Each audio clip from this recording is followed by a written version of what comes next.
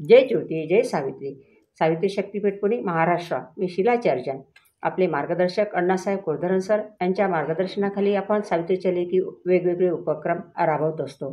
तर 3 जानेवारी सावित्रीबाईंचा जन्मदिवस आपण साजरा करत आहोत.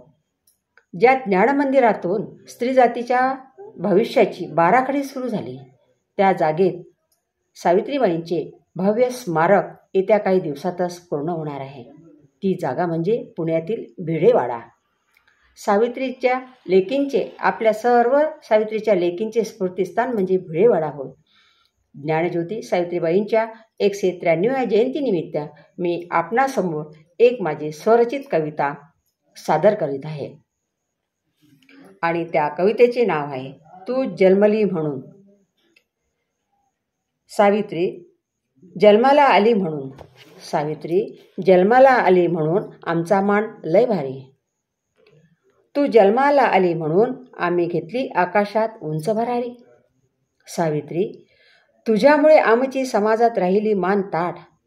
स्त्री शिक्षिका बनून तू मोकळी केली आमची वाट. सावित्री तू जन्माला आली म्हणून प्रत्येक व्यासपीठावर असतो आम्ही. तू आमच्यासाठी घेतले अंगावर चिखल, म्हणून प्रत्येक क्षेत्रात आमची घेतल्या जाते दखल. सावित्री तू जन्माला आली म्हणून स्त्रियांचा झाला विकास आणि तूच कारण ठरली स्त्री जातीच्या सन्मानास.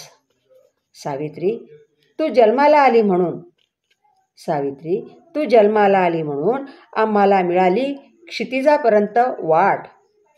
तुझ्या चळवळीमुळे होते आमची दररोज सोनेरी पहाट.